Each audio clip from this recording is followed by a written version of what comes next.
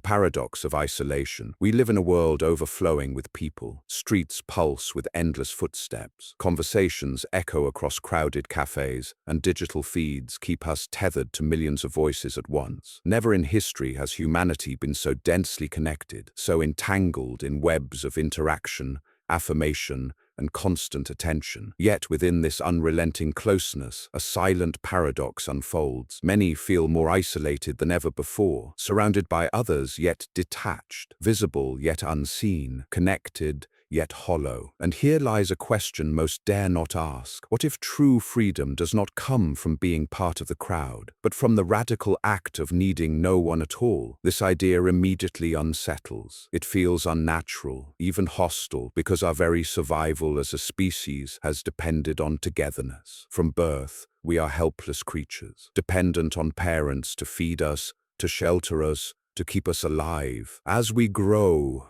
that dependence transforms rather than disappears. We depend on teachers for knowledge, employers for wages, communities for validation, lovers and friends for meaning. Our sense of identity is stitched together from the reflections of those around us. To need no one sounds impossible. To even consider it feels like betraying something fundamental about what it means to be human. And yet, scattered throughout history, are figures who attempted precisely that. The monk who fled to a monastery, severing ties to the world in search of spiritual clarity. The hermit who abandoned civilization, surviving alone in forests and deserts. The exiled philosopher, cast out by society, who turned solitude into a forge for radical thought. For some, separation was not torment but liberation. They discovered in their solitude a kind of freedom inaccessible to the endlessly entangled. But this is not a romantic story. Isolation carries with it a darkness, an abyss that few can stare into without breaking. Loneliness corrodes the psyche, gnawing at the mind with whispers of insignificance. Without others to mirror us, our sense of self begins to dissolve. For many, solitude is not freedom, it is a form of death. And so we stand before a paradox. Dependence comforts us, but enslaves us. Solitude frees us, but threatens to destroy us. Most of us avoid this contradiction by never confronting it at all. We stay busy, we cling to our networks,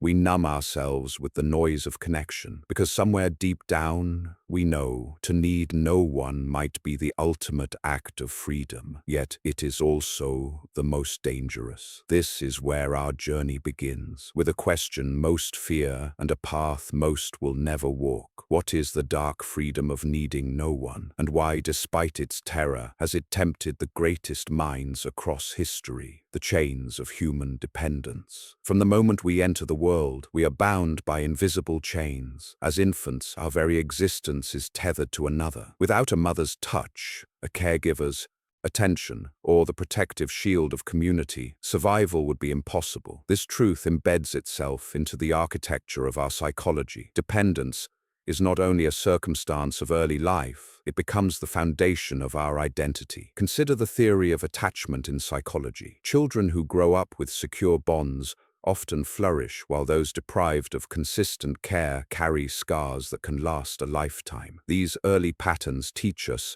often unconsciously, that to be safe, to be worthy, to be whole, we must rely on others. Dependency is not framed as optional, but as necessary for love, stability, and even sanity. As we mature, our dependencies evolve. We depend on education systems to mold our knowledge. We depend on governments for order, on economies for survival, and on cultural norms to provide us with a sense of belonging. Even our private emotions are chained to others. Happiness reinforced by validation, sadness soothed by comfort, anger stoked by betrayal. At every turn, we are anchored to the presence, approval, or rejection of someone outside ourselves. And while these bonds sustain us, they are also weapons waiting to be turned against us. History offers no shortage of examples. Entire regimes have risen and ruled by exploiting dependency. The cult leader who convinces followers that salvation exists only through obedience. The authoritarian state that transforms citizens into children of the nation, unable to imagine life outside its embrace. The propaganda machine that manipulates desire desire and fear, ensuring compliance by threatening the withdrawal of belonging. Dependence becomes not only a personal vulnerability, but a societal tool of control. Consider Nazi Germany, where the population was bound together by a manufactured sense of national unity. To dissent was not simply to disagree, it was to risk expulsion from the collective body, the very thing people depended upon for safety and meaning. Or think of the Soviet Union, where individuality dissolved into a demand for conformity, enforced by the fear of isolation,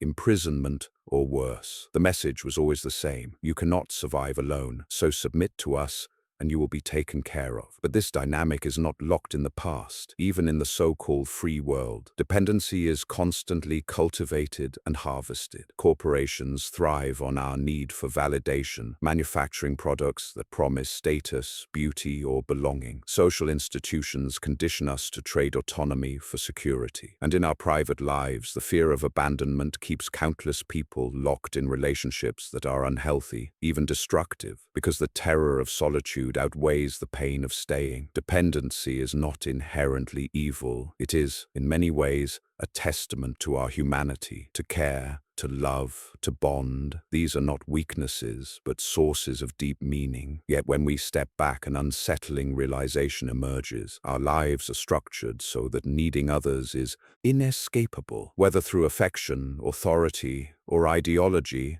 we remain bound by invisible strings, pulled in directions we often do not choose. To question this, to even imagine what it might mean to need no one, is to step outside the system that has shaped us from birth. It is to confront the terrifying possibility that the very thing which sustains us may also imprison us. And it is here that we begin to understand why solitude, though feared, has tempted those who sought a different kind of liberation, the seduction of solitude. If dependence is the cage, then solitude is the key that promises escape. Yet like all keys, it can open either a door to liberation or a door to ruin. There is something both terrifying and magnetic about being alone. For most people, solitude conjures images of isolation, of a gnawing emptiness that threatens to swallow them whole. And yet, for a select few, solitude has been the stage upon which the deepest truths of existence revealed themselves. Philosophers, mystics, artists, and rebels across history have been seduced by the promise of solitude. Friedrich Nietzsche, who spent much of his life wandering alpine trails in seclusion, wrote that only in solitude can one discover the heights of individual thought. For him, the crowd was corrupting, suffocating the creative spirit under the weight of conformity. Arthur Schopenhauer went further, declaring that those who cannot bear solitude reveal their own mediocrity, for the truly great mind prefers the company of itself to the shallow comforts of the many. And centuries earlier, the Stoics insisted that freedom was possible only for those who learned to be self-sufficient, those who could stand firm without leaning on the approval or support of others. But solitude has not only been a philosophical abstraction, it has been lived,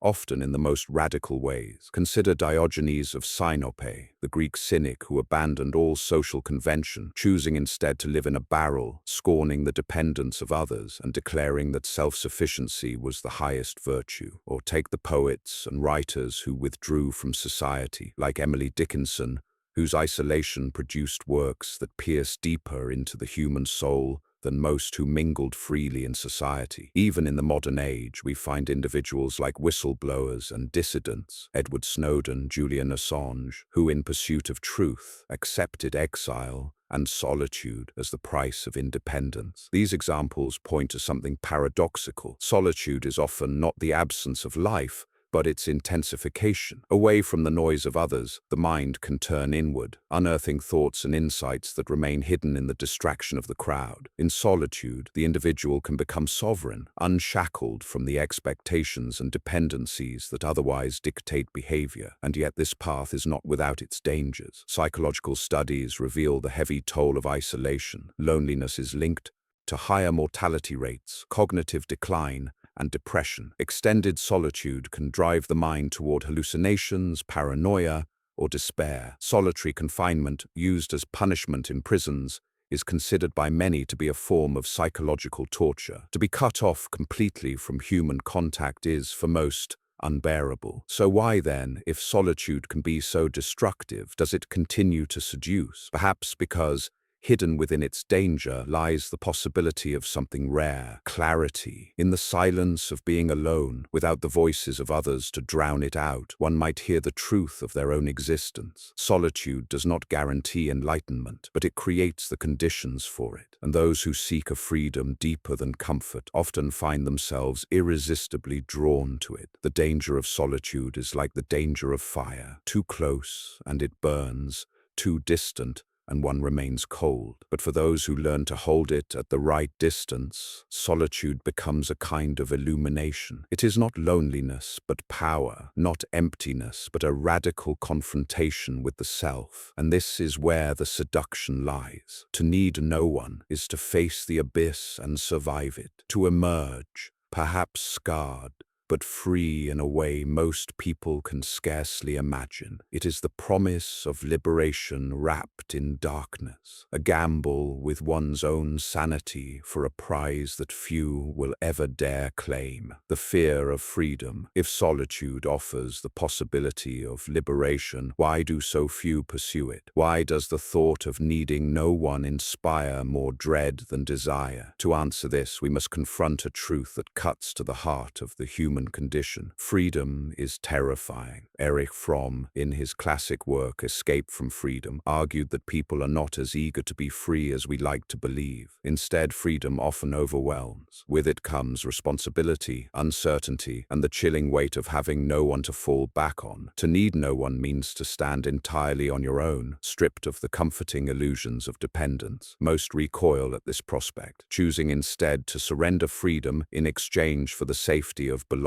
We see this pattern echoed across history. After revolutions overthrow tyrants, societies rarely embrace radical independence. Instead, they often replace one form of authority with another. The French Revolution replaced monarchy with terror, only to eventually restore empire. The Russian Revolution dismantled Tsarist autocracy, only to erect the iron machinery of Soviet control. It is as if people cannot endure the raw exposure of freedom and instinctively rush to build new chains to protect themselves from its weight. The psychology of this flight from freedom is not difficult to understand. Most people crave certainty, rules, and structure. These are the anchors that keep chaos at bay. When we are alone, truly alone, we must become the source of these anchors ourselves. We must create our own meaning, define our own values, and take full responsibility for our failures. This is not the kind of burden most are willing to bear, so instead we hide inside the herd. We conform to norms, not because they are always rational, but because they offer shelter from the anxiety of having to think for ourselves. We submit to ideologies, religions, political movements, and leaders who promise order in exchange for loyalty. We cling to relationships that keep us dependent, not always because they are healthy, but because they keep us from staring into the abyss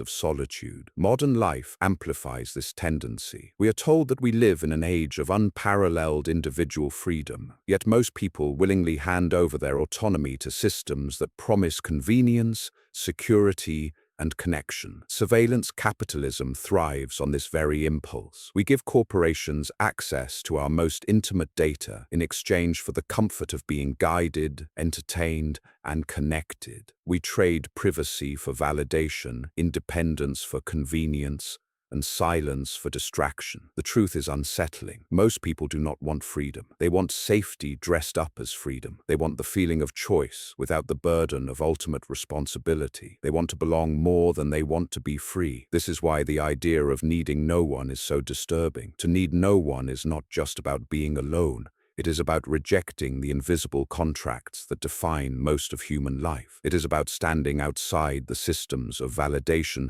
approval, and protection that keep us safe, but also keep us enslaved. It is about walking into a storm without shelter, knowing there may be no one to catch you if you fall. And yet the paradox is this: without confronting that fear, without at least glimpsing the possibility of a freedom unbound by dependency, we remain perpetual children, safe but never sovereign. We trade the terrifying vastness of true autonomy for the comfort of being taken care of. The fear of freedom is not weakness, it is deeply human. But for those willing to look past the fear, to endure the loneliness it demands, there lies a possibility that most will never touch the dark, unsettling, but undeniable freedom of needing no one. The illusion of connection in the modern world. Never before in human history have we been so relentlessly connected. With a single swipe, a single tap, we can summon the attention of hundreds,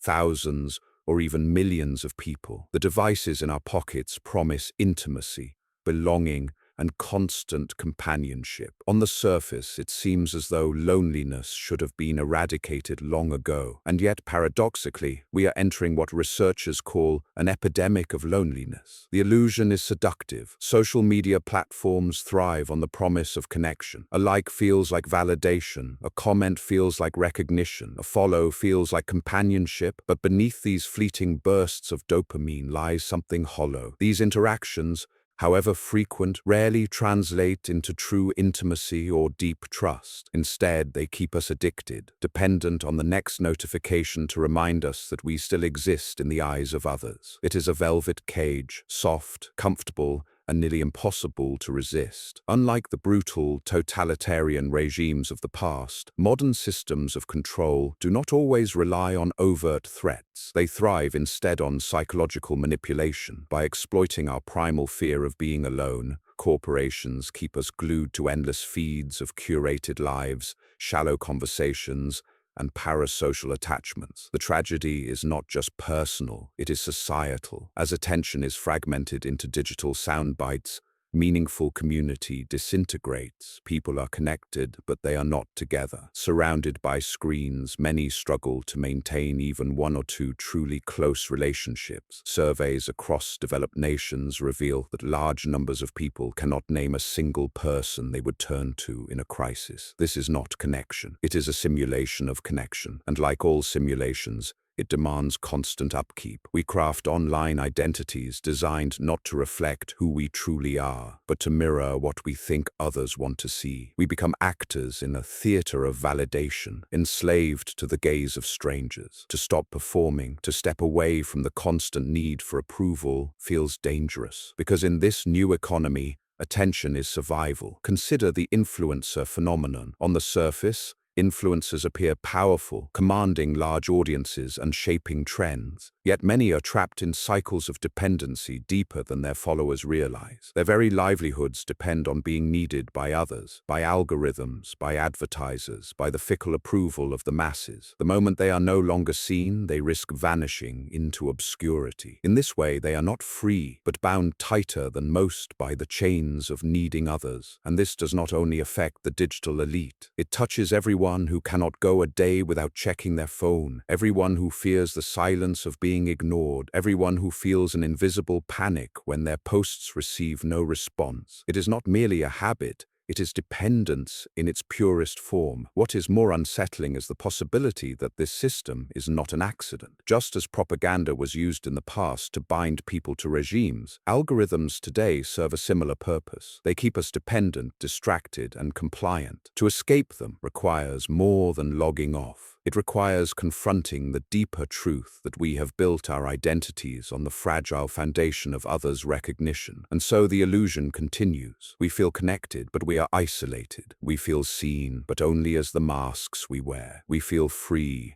but only because we have forgotten what freedom actually is. In the modern world, solitude has become almost unthinkable. To need no one is no longer just radical, it is heretical. But perhaps it is precisely within this artificial web of connections that the necessity of solitude becomes clearest. For only when we see the illusion for what it is can we begin to imagine what it might mean to finally escape it. The dark freedom of needing no one. Now we arrive at the heart of the journey, the question that has been stalking us since the beginning. What does it mean to need no one? What would life look like if we were able to sever the invisible strings that bind us to others, not out of hatred, but out of liberation? At first glance, the idea seems cold, almost cruel. To need no one sounds like indifference, like turning one's back on love, compassion, and belonging. But the essence of this freedom is not rejection, it is transcendence. It is the ability to stand alone, not because one despises connection, but because one no longer depends on it for survival, validation, or meaning. Throughout history, there have been those who touched this state, ascetics who abandoned society to find spiritual clarity in deserts and mountains, mystics who entered silence not as punishment but as communion with something greater than human voices, exiles and outcasts who, cut off from community, discovered within themselves a resilience that no external support could ever provide. These figures often unsettled their contemporaries because they revealed an uncomfortable truth, that the deepest strength sometimes emerges not in the crowd but in solitude. The distinction here is critical. Loneliness is suffering born from lack. Solitude is strength born from independence. Loneliness begs for someone else to fill the void. Solitude transforms the void into a canvas upon which the self can be painted freely. To need no one is not to retreat forever from humanity. It is to enter relationships without desperation, without the constant hunger for approval or fear of abandonment. Imagine the power of loving someone not because you cannot bear to be without them, but because you choose freely to share your life with them. Imagine engaging with society not because you are enslaved to its validation, but because you understand it as one option among many. That is the paradoxical beauty of this dark freedom. It makes connection more genuine, precisely because it is no longer a necessity, and yet it remains dark for a reason. To reach this state demands confrontation with some of the most terrifying aspects of existence. It requires standing in the silence of solitude without flinching. It requires accepting that meaning is not handed to us by others, but must be carved out by our own hands. It requires enduring the abyss of insignificance and discovering within it a fire that cannot be extinguished. Few are willing to endure such trials. There is a reason why societies, institutions, and even loved ones often resist when someone seeks independence. Dependence binds people together, and the act of transcending it threatens the very fabric of the systems built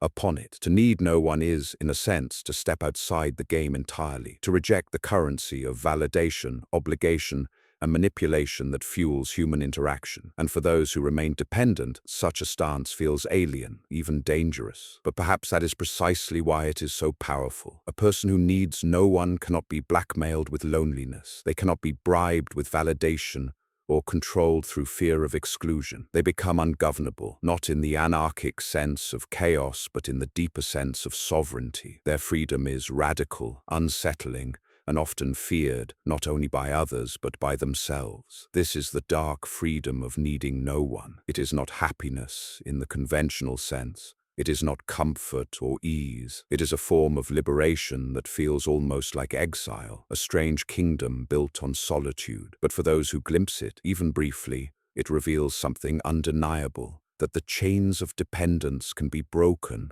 and that beyond them lies a realm of freedom so stark, so raw, and so profound, it defies description. Conclusion, a dangerous invitation. So, what are we left with? We began in the crowded streets of modern life, surrounded by millions yet haunted by a quiet detachment. We trace the chains of dependence that bind us from birth, the seduction of solitude that tempts only the brave, and the paralyzing fear of freedom that keeps most people clinging to safety. We unmasked the illusion of digital connection, and we glimpse the unsettling possibility of a state beyond dependence, a freedom so radical it feels almost forbidden. But this is not a simple lesson. It is not a call for everyone to retreat into caves or abandon human connection altogether. To need no one does not mean to hate others. It does not mean to close oneself off from love, friendship, or community. Rather, it means something far more dangerous: to stand in the world without leaning on it, to move through life as if every bond, every validation,